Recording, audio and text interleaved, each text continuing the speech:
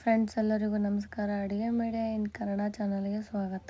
ನಾನು ಇವತ್ತು ಮನೆಯಲ್ಲಿ ತುಂಬಾ ಸುಲಭವಾಗಿ ಕ್ಯಾಬೇಜನ್ನು ಬಳಸಿಕೊಂಡು ಗೋಬಿ ಮಂಚೂರಿ ಮಾಡುವುದನ್ನು ತೋರಿಸ್ತಿದ್ದೇನೆ. ಇದಕ್ಕೆ ಬೇಕಾಗುವ ಪದಾರ್ಥಗಳು: ನಾನು ಒಂದು ಬೌಲ್ಗೆ 1 ಕಪ್ ನಷ್ಟು ಕ್ಯಾಬೇಜನ್ನು ಸಣ್ಣದಾಗಿ ಕಟ್ ಮಾಡಿ ಹಾಕೊಂಡಿದ್ದೇನೆ. ಇದಕ್ಕೆ ಇವಾಗ 4 ಸ್ಪೂನ್ ಅಷ್ಟು ಕಾರ್ನ್ಫ್ಲೋರ್ ಹಿಟ್ಟನ್ನು ಹಾಕಿಕೊಳ್ತೇನೆ ಮತ್ತು 4 ಸ್ಪೂನ್ ಅಷ್ಟು ಮೈದಾ ಹಿಟ್ಟನ್ನು ಹಾಕಿಕೊಳ್ತೀನಿ.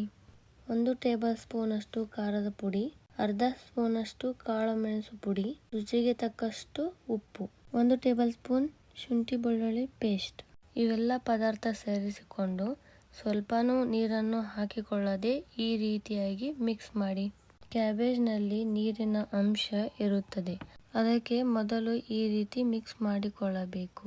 ನಂತರ ಸ್ವಲ್ಪ ನೀರನ್ನು ಹಾಕೊಂಡು ಗಟ್ಟಿಯಾಗಿ ಇದನ್ನ ಕಲಿಸಿಕೊಳ್ಳಬೇಕು. ನೋಡಿ, ಈ ರೀತಿ ಗಟ್ಟಿಯಾಗಿ ಕಲಿಸಿಕೊಂಡಿದ್ದೇನೆ.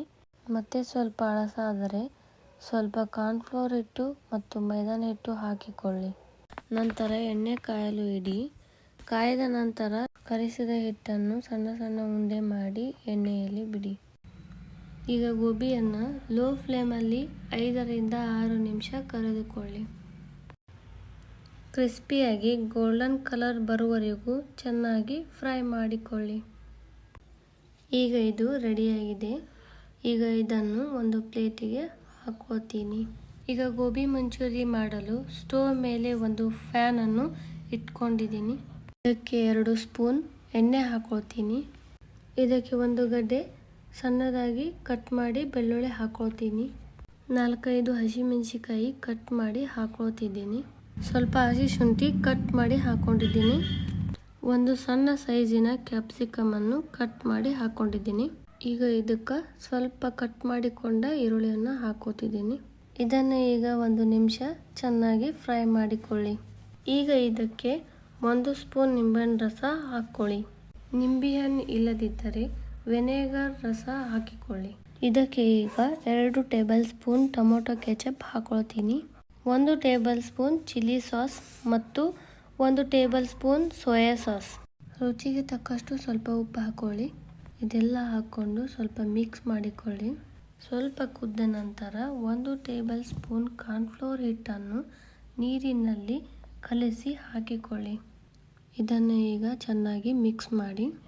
ಸ್ವಲ್ಪ ಕುದ್ದ ನಂತರ ಗ್ರೇವಿ ಸ್ವಲ್ಪ ಗಟ್ಟಿಯಾಗುತ್ತೆ. ಅದಕ್ಕೆ 1 ಕಪ್ ನೀರು ಹಾಕ್ಕೊಳ್ಳಿ. ನೋಡಿ, ಈ ಥರ ಗ್ರೇವಿ ಬರಬೇಕು. ಈ ಥರ ಗ್ರೇವಿ ಬಂದ ನಂತರ ಕರಿದಿಟ್ಟುಕೊಂಡ ಗೋಬಿಯನ್ನು ಹಾಕಿಕೊಳ್ಳಿ.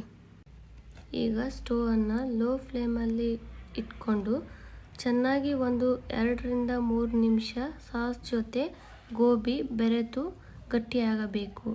ಅಲ್ಲಿವರೆಗೂ ಫ್ರೈ ಮಾಡಿಕೊಳ್ಳಿ. ನೋಡಿ, ಈಗ ಗೋಬಿ ಮಂಚೂರಿ ರೆಡಿಯಾಗಿದೆ. ಇದಕ್ಕೆ ಸ್ವಲ್ಪ ಕೊತ್ತಂಬರಿ ಸೊಪ್ಪು ಹಾಕಿಕೊಳ್ತೀನಿ. ಸಂಜೆ ಟೈಮಲ್ಲಿ ಸ್ನ್ಯಾಕ್ಸ್ಗೆ ನೀವು ಈ ರೀತಿ ಸಿಂಪಲ್ಲಾಗಿ ಮನೆಯಲ್ಲಿ ಮಾಡಿಕೊಳ್ಳಿ. ತುಂಬ ರುಚಿಯಾಗಿರುತ್ತದೆ. ಇದೇ ರೀತಿ ಇನ್ನಷ್ಟು ರೆಸಿಪಿಗಾಗಿ ನಮ್ಮ ಅಡುಗೆ ಮೀಡಿಯಾ ಇನ್ ಕನ್ನಡ ಚಾನಲ್ಗೆ ಸಬ್ಸ್ಕ್ರೈಬ್ ಮಾಡಿಕೊಳ್ಳಿ.